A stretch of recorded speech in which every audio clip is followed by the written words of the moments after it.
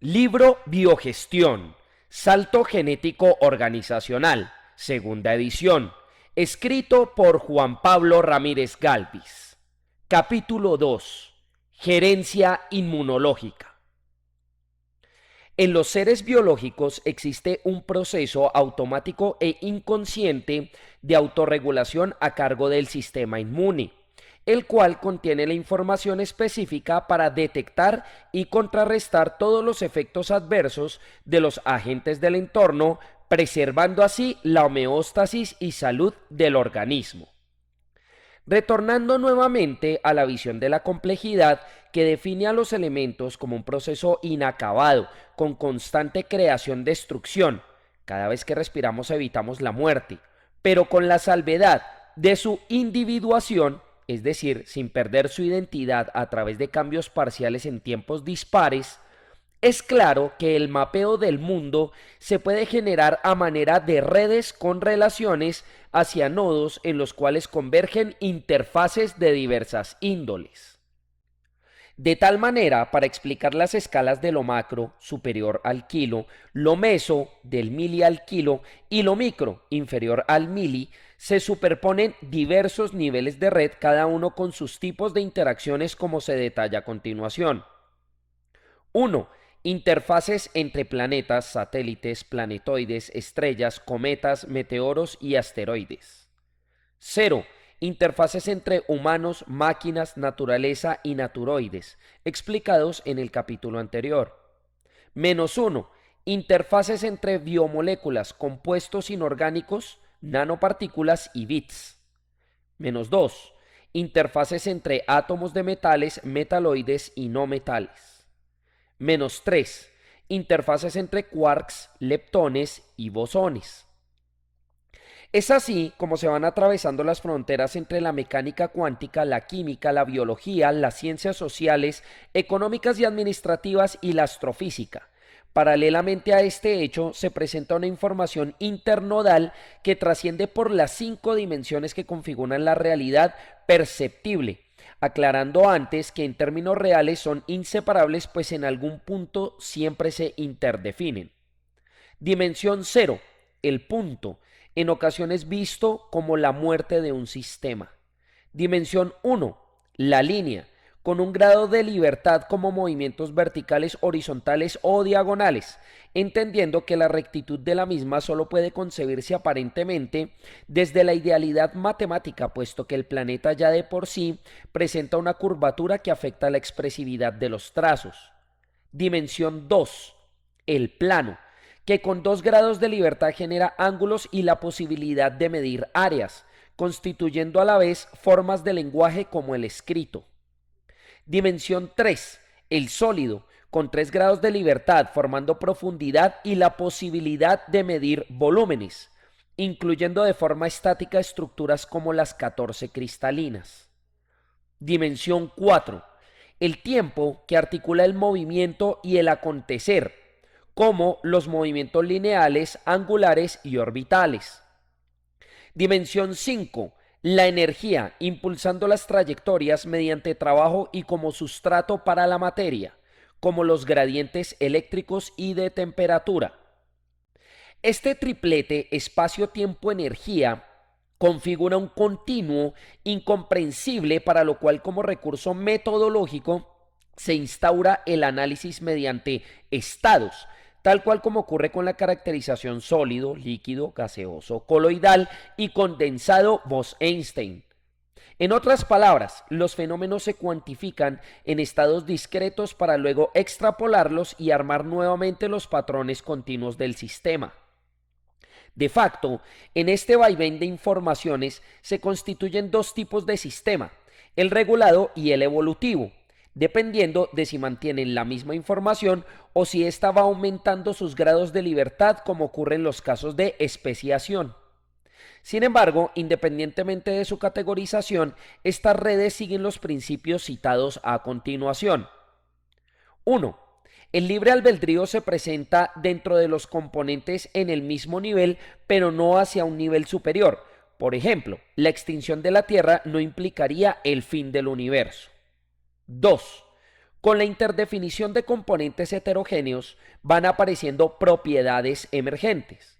Por ejemplo, el sabor del azúcar no está presente en los átomos que la componen. 3. Dichas propiedades emergentes generalmente se manifiestan después de un corto lapso de crisis, mientras la red se acomoda. 4. La forma, manifestación de los nodos y las interacciones se determina por el tiempo e intensidad de las fuerzas que ejercen trabajo sobre ellos, como gravedad, presión, temperatura, etc. 5. No todas las estructuras nodo-relación poseen la misma cinética. Pueden presentarse patrones de rigidez, plasticidad, elasticidad o fluidez. 6. La comunicación intra, extra e interredes proviene del fase-desfase de los nodos vistos como osciladores que denotan frecuencias. 7. Algunos comportamientos en niveles inferiores están marcados por una huella de nivel superior. Por ejemplo, en el universo la gran mayoría de momentos angulares en todas las escalas se da en sentido antihorario explicado por la inercia de movimiento en la explosión del Big Bang. El papel de los osciladores. En el ámbito de las redes y la complejidad adquiere relevancia la concepción de los osciladores entendidos como los ciclos, en muchos casos autopoiéticos, que generan biorritmos en las diversas escalas, contenidos unos dentro de otros y en diferentes fases, desfases cronológicos.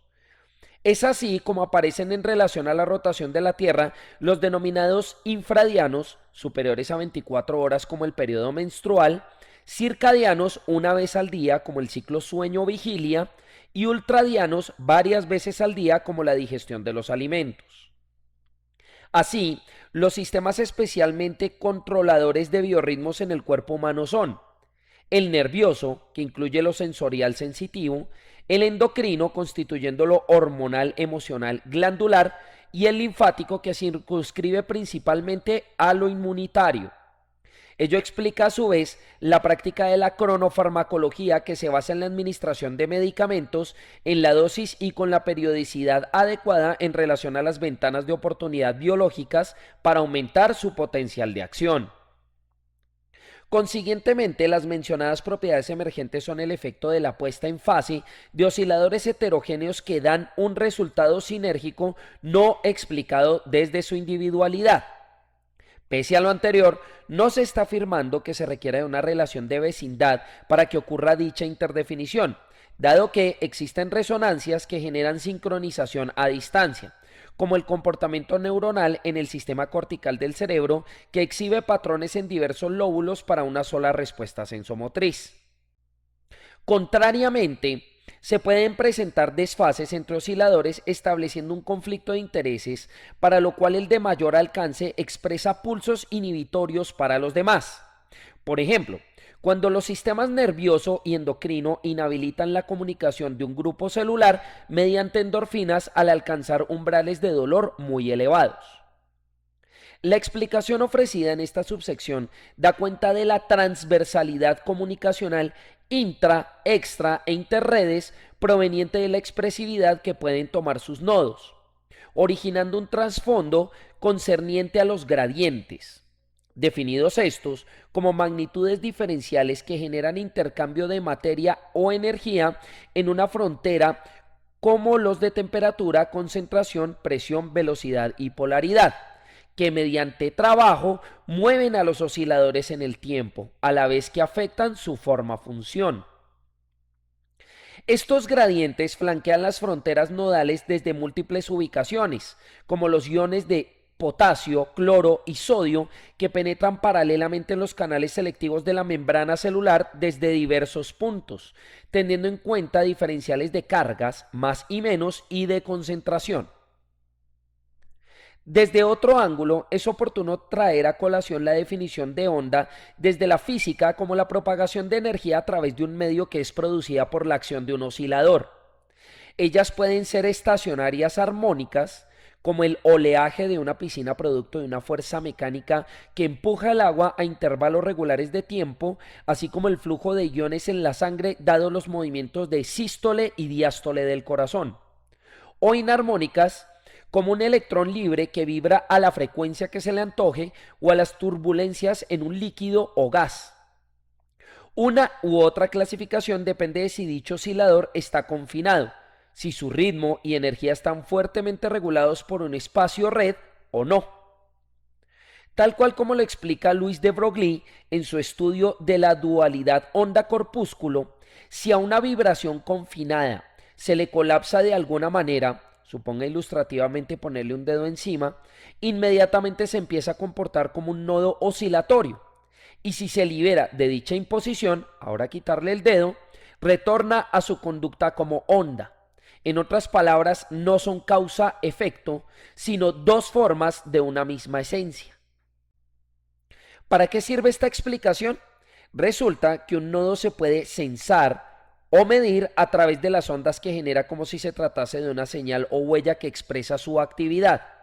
Por ende, se puede modificar su vibración, saltos de fase, a través de la intervención de sus características en estado de oscilador, oportunidades de fase, de lo continuo a lo discreto y viceversa. La autoorganización y su reciprocidad con los atractores. El concepto de autoorganización se puede explicar como la puesta en fase de diversos elementos que inicialmente poseen comportamientos individuales y luego crean redes. Los principios generales de este proceso son: 1. La conformación de patrones se da poco a poco, pudiéndose segmentar en momentos de problematización, interesamiento, enrolamiento y movilización de los actores involucrados, sean estos bióticos o abióticos. 2. La evolución de un sistema puede ir modificando las estructuras de autoorganización, es decir, crear nuevos patrones privilegiando la mayor funcionalidad y el menor gasto energético. 3. Existen desde la termodinámica sistemas aislados, no hay intercambio alguno con el exterior, cerrados, se intercambia solo energía, y abiertos, con intercambio de materia y energía. 4. La autoorganización en sistemas termodinámicamente abiertos funciona operando lejos del equilibrio, incorporando o disipando constantemente diversos flujos desde y hacia el entorno.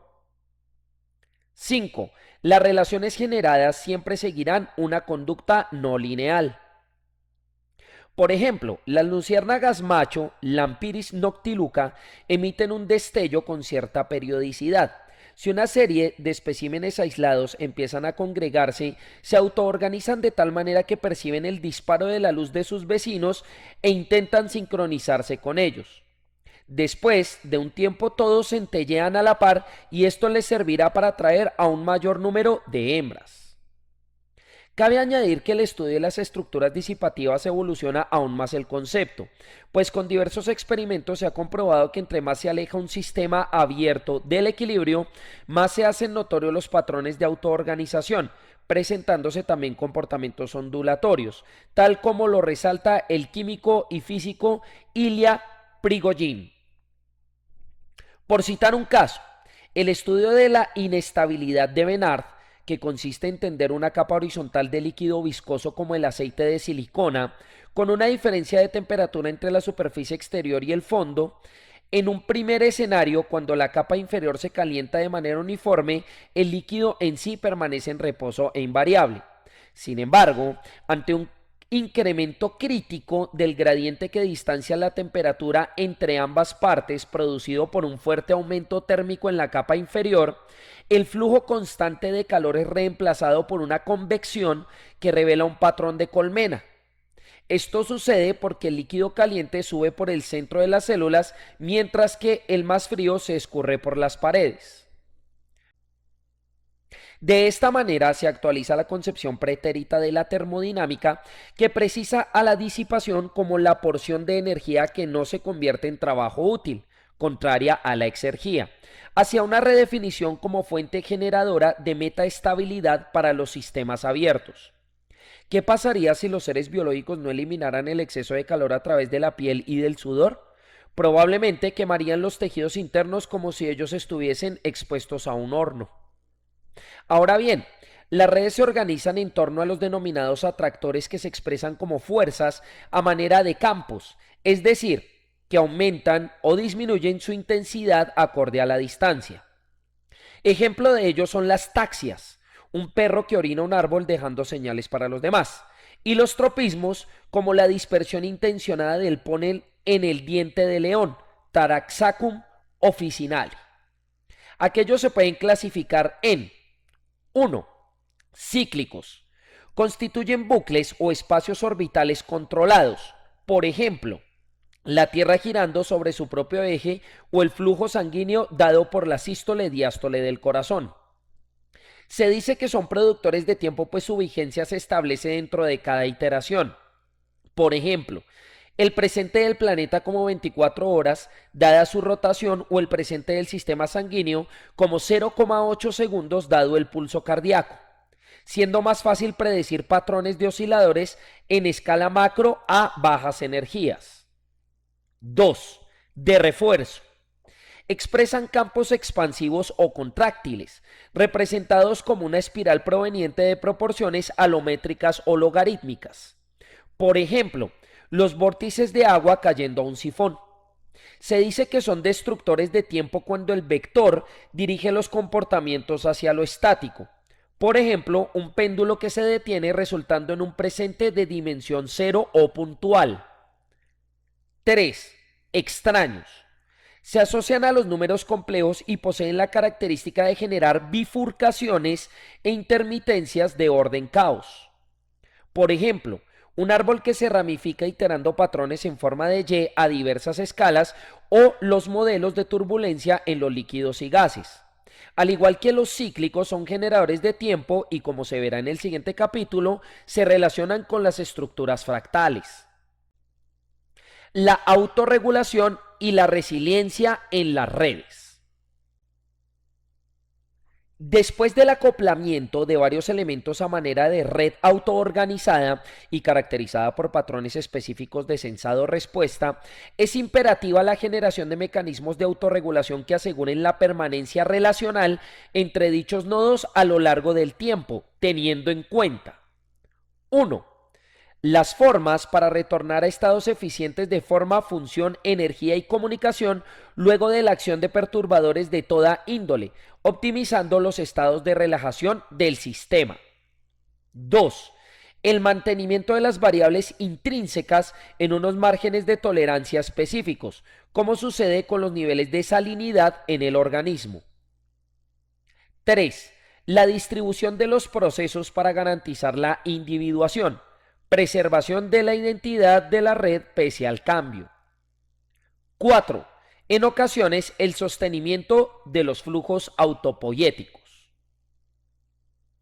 Así, las posibilidades de actuación de un nodo dependen de los grados de libertad que se le propicia a la red a la cual éste pertenece, tal cual como ocurre con la transformación de las células madre en eritrocitos, linfocitos B y plaquetas en la médula ósea roja como respuesta a las señales emitidas por los riñones a través de la hematopoyetina, o bien a escala de ecosistema en donde cada animal y vegetal posee un nicho mediado por relaciones intra e interespecíficas.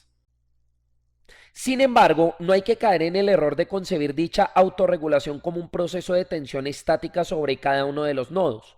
Constituye más bien un estado estacionario dinámico entre el orden y el caos, el cual caracteriza la actuación cinética de la red frente a las perturbaciones.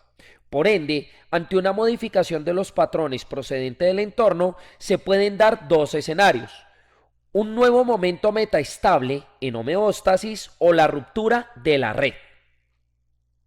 Por ejemplo, se puede citar el efecto de cascada atrófica que por una modificación de la estructura de alimentación en un ecosistema, ya sea por la masiva introducción o extinción de una especie, primero se generará una negativa reacción en cadena por la alteración de las relaciones interespecíficas y luego se podrán presentar dos alternativas: una nueva adaptación de las poblaciones sobrevivientes o simplemente la desaparición de la biocenosis alrededor de dicho territorio.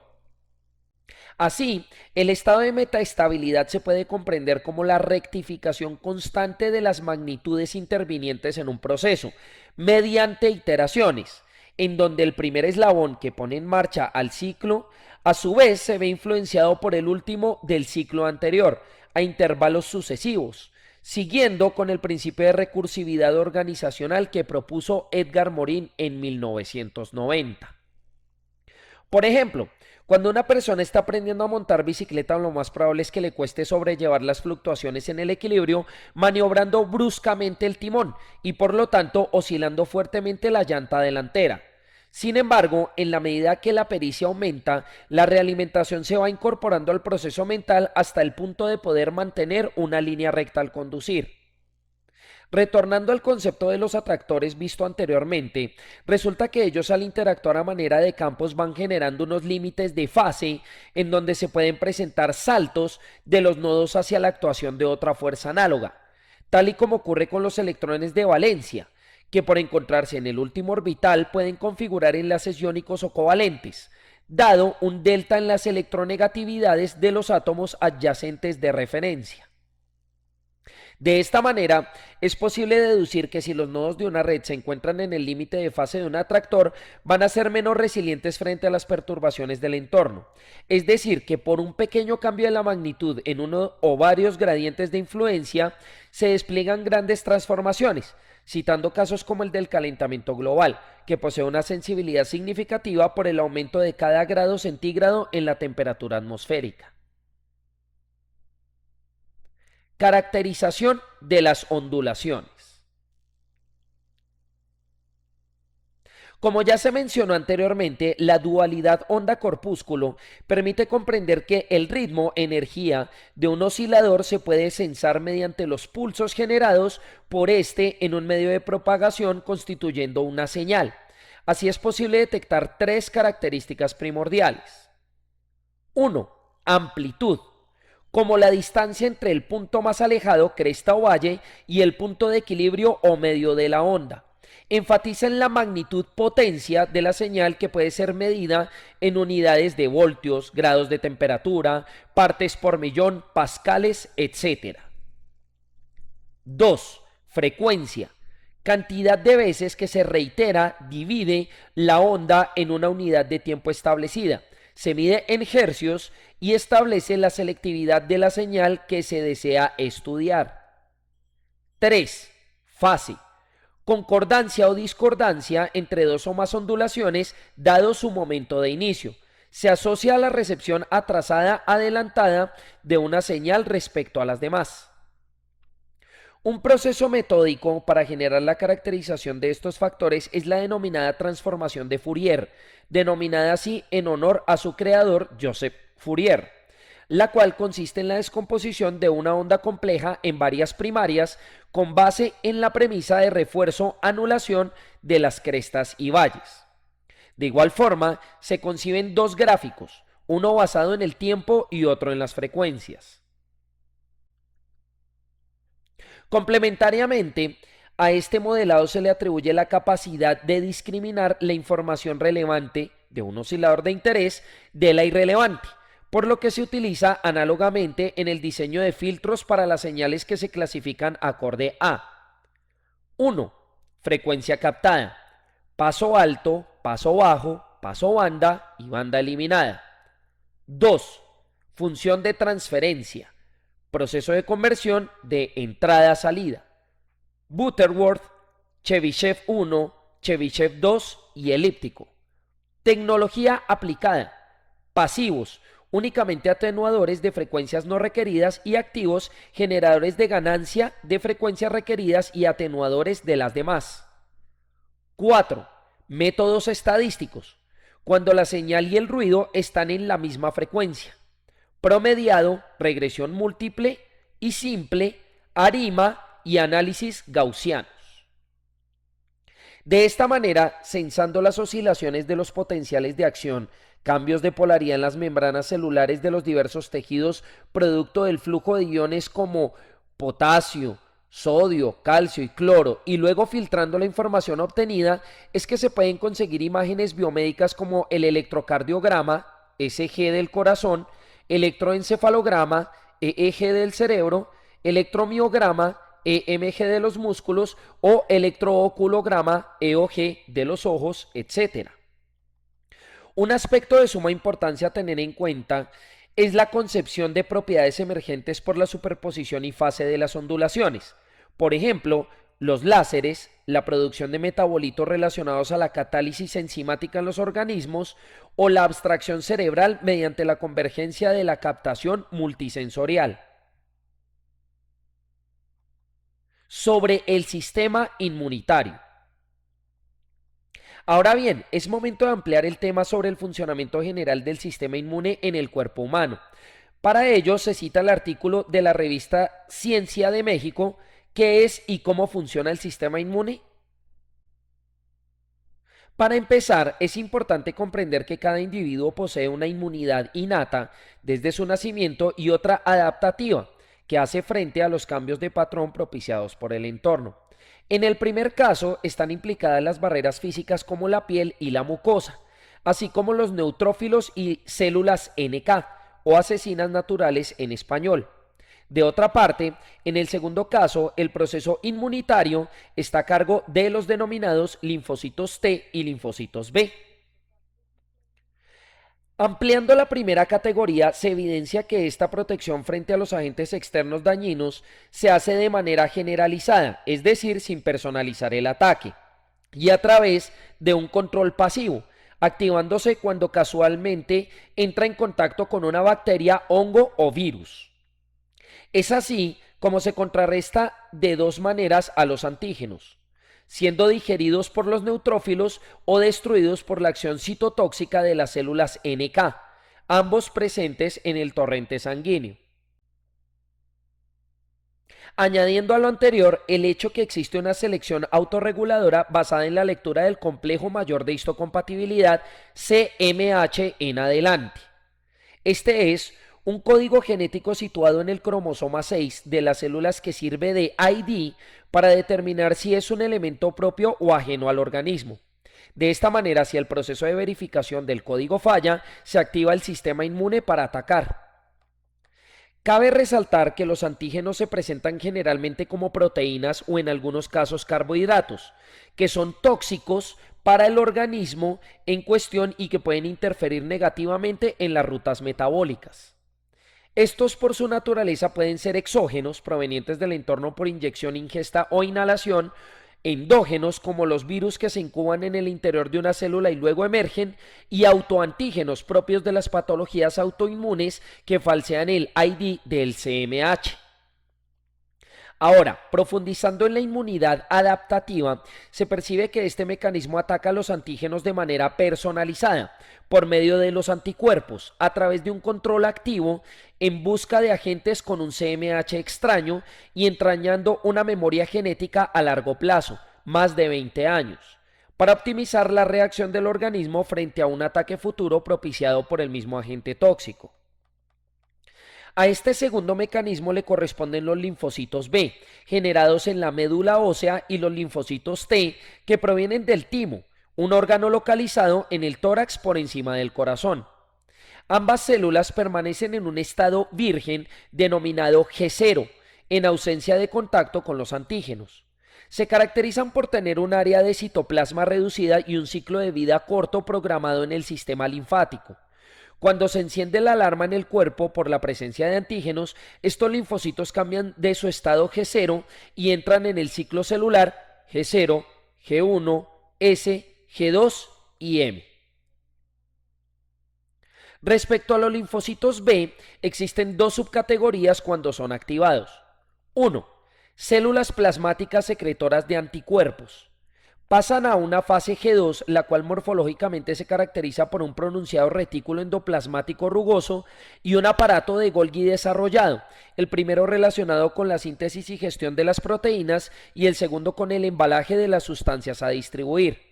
Estas se acercan a los antígenos y liberan los anticuerpos, complementando las estructuras de estos agentes de forma similar a la relación de una llave y una cerradura, para contrarrestarlos, ya sea uniéndose a ellos para que no puedan entrar a las células, neutralización, revistiéndolos, opsonización o atacándolos directamente, lisis. 2. Células B de memoria. Estas permanecen en un estado similar al G0 y tienen la función de recordar la naturaleza del antígeno para concebir un mecanismo de autorregulación ante futuras amenazas. En relación a los linfocitos T, se tienen las siguientes subcategorías. 1. TCR2-CD4, denominadas células auxiliadoras. Reconocen a los antígenos a través del CMH tipo 2 y luego hacen un llamado masivo de activación para las otras células involucradas en el sistema inmune. 2. TCR2-CD8, denominadas células citotóxicas. Por medio de un escaneo del CMH tipo 1, detectan las células enfermas por antígenos y las eliminan directamente. 3. TCR1. Estos linfocitos no son circulantes, sino que están reposados en diversos tejidos, como el intestinal, para enfrentar los patógenos que van transitando por allí. A gran escala, todos estos elementos están incluidos en el sistema linfático, el cual se compone de los órganos principales que generan las células descritas anteriormente, médula ósea y timo, los órganos secundarios que las hospedan para purificar los fluidos, vaso, ganglios linfáticos y tejido linfoide, y la infraestructura biológica de interconexión, vasos y capilares linfáticos. Aproximación a la gerencia inmunológica. El estudio de la dualidad orden-caos se realiza en varios campos para entender fenómenos tales como las turbulencias del estado líquido dados los gradientes de diversa índole, presión, temperatura, electricidad, etc., las ondulaciones en las reacciones químicas catalíticas, patrones de autorregulación en las mezclas o combinaciones, los productos metaestables en el metabolismo generados por las enzimas, metabolitos intermediarios que no se perciben como outputs de las rutas, las ondulaciones producidas por los potenciales de acción que constituyen señales biomédicas, flujo iónico equivalente al electrónico, y la abstracción cerebral, uniendo las diversas frecuencias captadas por los sentidos. Por ende, en esta evolución de la convergencia tecnocientífica se hace necesario extrapolar lo complejo, la teoría general de sistemas, el diseño de interfaces, la transformación de Fourier y los preceptos del sistema inmune hacia el campo organizacional en un conjunto de preguntas clave. ¿Qué es orden y caos en una empresa? La falta de mediación para restringir la excesiva cantidad de microestados inherentes al caos, dados por la interacción de los nodos en la red, personas, capital, tecnología, procesos, políticas, etc., fomenta la entropía y los procederes inesperados, enfasando cualquier cosa con otra. Es necesario entonces mantener un ADN organizacional adaptable al cambio mediante la limitación, transformación de emergencias disfuncionales. Ejemplo 1. Un presupuesto se puede asignar de muchas formas, microestados. Si no se limitan las opciones para la destinación funcional de dichos recursos, por ejemplo a través de simulación de escenarios, es posible que haya despilfarros que no aporten valor a la red. Ejemplo 2. Los trabajadores se pueden relacionar de N maneras acorde a su edad, género, raza, creencia, valores, etc. Si no se establecen filtros para la comunicación, es posible que existan conflictos de interés, falta de cooperación y pérdida del sentido de pertenencia. Una aclaración importante: esta concepción de orden no pretende el control total, pues en un sistema abierto siempre estará la incertidumbre y la posibilidad de abrir caminos hacia nodos no explorados, que podrían representar oportunidades interesantes. Más bien, trata el diseño evolutivo para privilegiar las buenas combinaciones de factores. ¿Cómo se caracteriza la autoorganización y la autorregulación en lo corporativo? Estos dos principios pertenecientes a la teoría general de sistemas se pueden extrapolar al ámbito empresarial bajo una concepción primaria de su configuración a manera de red en estado estacionario, para el que se requieren fuerzas permanentes y estructuras disipativas que mantengan a la organización lejos del equilibrio y una concepción secundaria como la diversificación autónoma de roles en pro de garantizar la efectividad de forma, función, energía, comunicación y evolución del sistema. Ejemplo: una empresa tiene relación con el medio al captar recursos de toda índole, naturales, humanos, energéticos, etc., los cuales ingresan para convertirse en trabajo útil.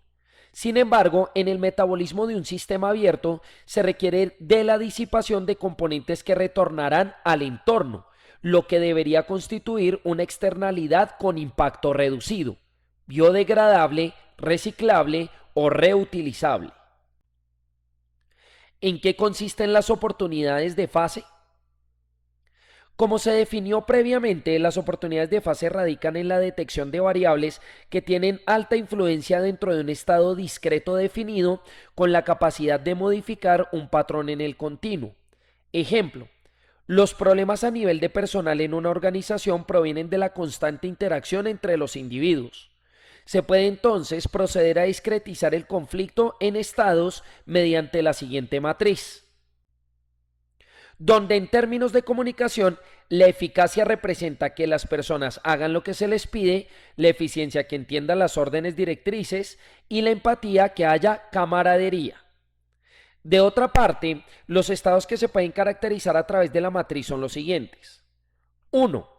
Eficacia alta, eficiencia alta, empatía alta. Este es el grupo por excelencia, el cual no presenta conflictos visibles que alteren el orden armónico de las relaciones interpersonales. Se podría decir que es teórico. 2. Eficacia alta, eficiencia alta, empatía baja. Aunque las personas en este tipo de grupos son buenas en lo que hacen en todo sentido, no se conocen bien entre sí, primando un ambiente de timidez. 3. Eficacia alta, eficiencia baja, empatía alta. El típico ejemplo de teléfono roto en donde la información viaja con rapidez, pero el mensaje se distorsiona en el camino. 4. Eficacia alta, eficiencia baja, empatía baja. Este tipo de grupo contiene personas individualistas que hacen las cosas por agradarle al jefe, mas no por convicción propia de realizar las tareas con calidad. 5. Eficacia baja, eficiencia alta, empatía alta. Son los llamados talentos perdidos, pues captan las órdenes con facilidad y tienen la habilidad de trabajar en equipo, pero son perezosos. 6. Eficacia baja, eficiencia alta, empatía baja. Este es un grupo conformado por personas egocéntricas, quienes no comparten sus conocimientos ni lo utilizan en pro de satisfacer las expectativas gerenciales. 7. Eficacia baja, eficiencia baja, empatía alta. A este conjunto de personas lo caracteriza la asociatividad con el único propósito de compartir chisme. Se denomina el lavadero. 8. Eficacia baja, eficiencia baja, empatía baja. Este es el peor grupo al que un gestor de recursos humanos puede enfrentarse y representa un claro ejemplo de desmotivación y falta de interés por parte de todos los individuos. Así, se puede suponer que la empresa caracterizó un estado de eficacia alta, eficiencia baja y empatía alta, o sea, teléfono roto.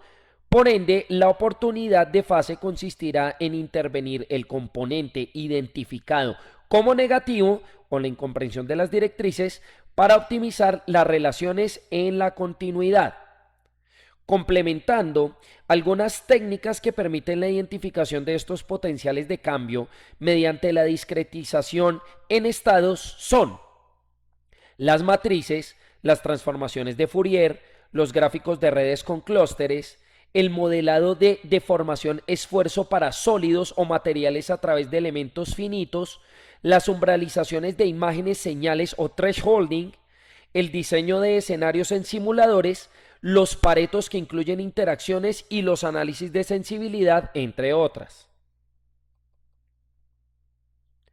¿Qué efectos se buscan mediante los saltos de fase luego de haber detectado las variables importantes de los nodos osciladores influyentes? Tanto el modelamiento como la experimentación basada en redes y complejidad coinciden en la pertinencia de generar saltos entre los siguientes tipos de atractores para armonizar el sistema, explicados en los diagramas de espacio-fase que también se verán a continuación. 1. Cíclicos negativos o círculos viciosos, caracterizados por dos variables XY inversamente proporcionales que en ambos escenarios representan un resultado negativo. Es necesario darles fin convirtiéndolos en puntuales de refuerzo. Ejemplo: a mayor supervisión rigurosa, menor desobediencia de personal. Igual a verticalidad y desmotivación. A menor supervisión rigurosa, mayor desobediencia de personal. Igual a falta de sentido de pertenencia. Solución: instaurar una plataforma en la cual cada trabajador pueda visualizar las metas requeridas y marcar lo que ya ha hecho, anexando evidencias objetivas, sumando así créditos redimibles por beneficios. 2. Cíclicos positivos o círculos virtuosos, caracterizados por dos variables XY inversamente proporcionales que en ambos escenarios representan un resultado positivo. Es necesario potenciarlos convirtiéndolos en amplificadores de refuerzo. Ejemplo: a mayor pedidos homogéneos, menor precio de venta. Igual a bienes genéricos de consumo masivo. A menor pedidos homogéneos, mayor precio de venta. Igual a bienes personalizados con valor agregado. Solución: generar protocolos para la rápida adecuación de un producto, fabricación, rotulado y ensamblaje modular o pieza a pieza. 3. De refuerzo puntuales. Constituyen atractores cíclicos adicionando el hecho que van perdiendo amplitud dada una o más variables externas hasta el punto de frenar. A conveniencia se dejan perecer cuando son negativos o se abren inyectándoles una fuerza impulsora para convertirlos en extraños cuando son positivos. Ejemplo: a mayor contenido digital especializado, menor cantidad de clientes estándar. Igual a rentabilidad de nicho. A menor contenido digital especializado, mayor cantidad de clientes estándar. Igual a marca viral. Fuerza de frenado. Competencia multidimensional y acelerada en el marketing digital, motores de búsqueda y community management. Solución: fuerza impulsora. Modelar los algoritmos de las diversas plataformas y luego automatizar los procesos de relaciones hipertextuales. Monopolizar las interfaces. 4. De refuerzo amplificadores. Constituyen atractores cíclicos adicionando el hecho que van ganando amplitud exponencialmente dada una o más variables externas. A conveniencia se dejan actuar cuando son positivos o se abren inyectándoles una fuerza de frenado para convertirlos en extraños cuando son negativos. Ejemplo: a mayor inversión tecnológica de punta, menor impacto ambiental. Igual a alto costo en activos. A menor inversión en tecnología de punta, mayor impacto ambiental. Igual a problemas legales. Fuerza impulsora. Competitividad basada en sistemas de gestión ambiental y sellos verdes. Solución: fuerza de frenado. Generar una nueva fuente de ingresos por parte de la infraestructura, recorridos educativos y arrendamiento para eventos ambientales, compensando la inversión realizada. 5. Extraños. Representan la intermitencia entre periodos ordenados y caóticos mediante las bifurcaciones. Es necesario entonces regular sus patrones de recepción o disipación de fuerzas para convertirlos en un ciclo estacionario. Ejemplo: hora del día respecto a los problemas de transporte para los trabajadores. Solución: entran cronogramas adaptativos basados en las dinámicas de la ciudad y salen los largos periodos de movilidad desde y hacia los hogares.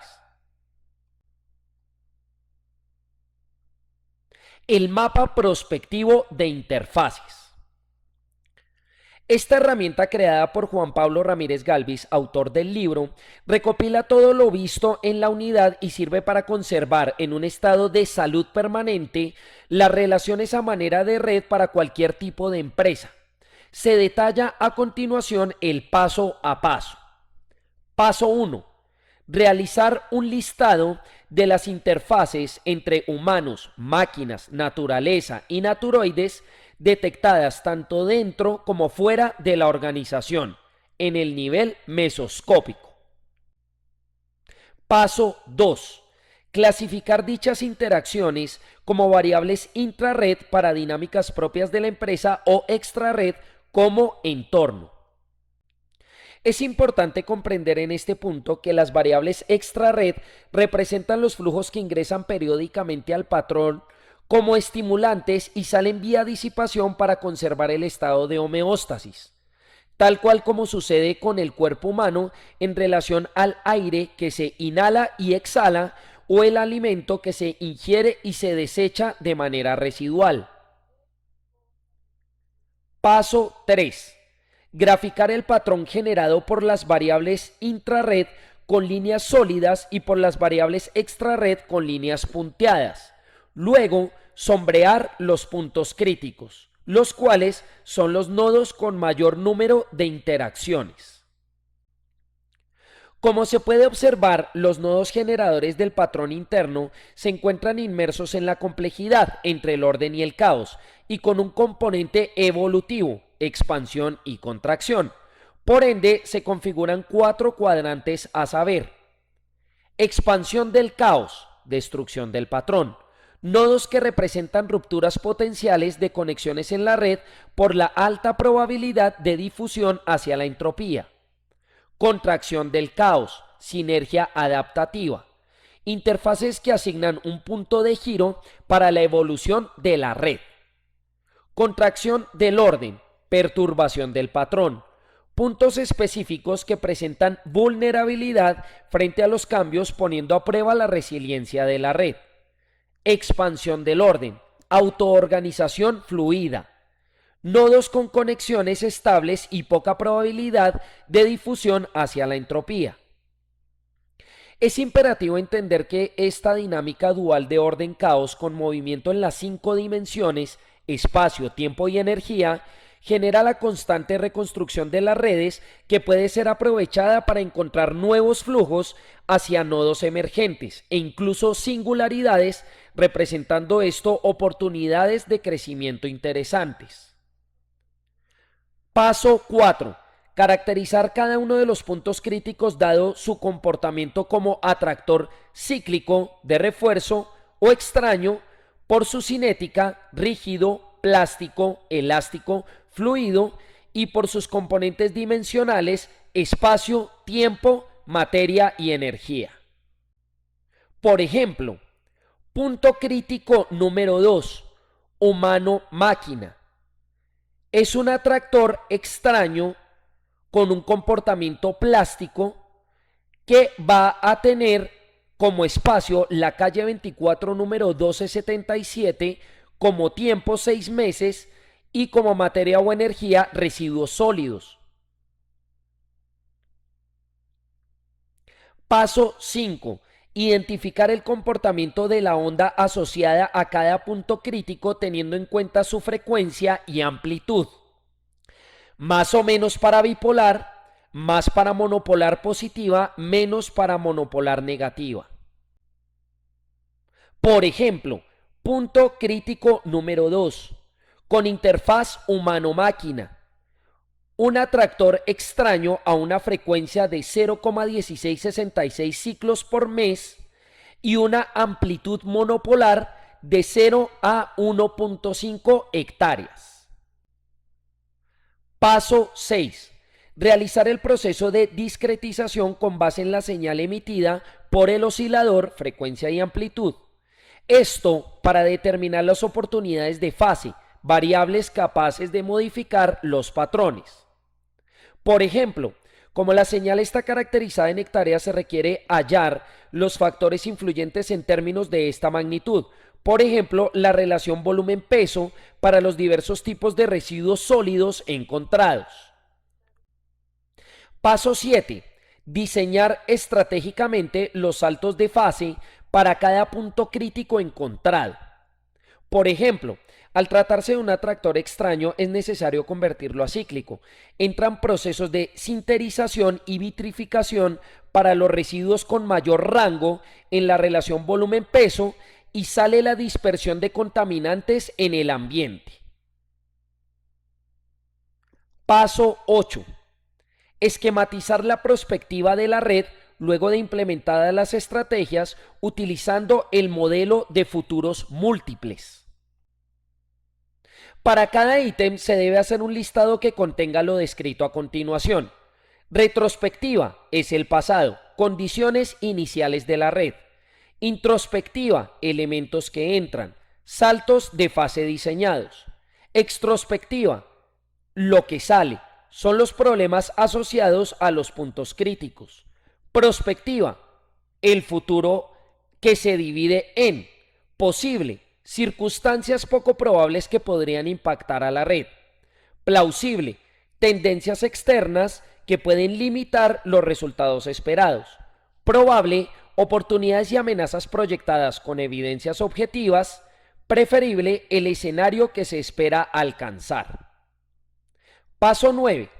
Durante la puesta en marcha, registrar la evolución del sistema mediante el movimiento de los nodos y la cercanía de los futuros prospectivos a la realidad. En la primera parte del formato se consigna el estado final de cada uno de los nodos para comparativamente deducir cuáles se movieron en negrita y cuáles no. Incluso podrían aparecer puentes hacia otros nuevos. En el segundo segmento, las tres columnas hacen referencia a registrados, cantidad de acontecimientos enlistados para cada tipo de futuro, evidenciados, cantidad de acontecimientos que efectivamente se presentaron, nivel de certeza, porcentaje de cercanía de los futuros prospectivos a la realidad dado por ítems evidenciados sobre total de registrados por 100. Por ejemplo, en el caso del futuro plausible, se dividió 3 entre 22 por 100, lo cual da 13,63%. Se recomienda realizar todos los pasos del mapa prospectivo de interfaces una vez al año para dar un tiempo prudencial a la materialización de los efectos que se están estudiando.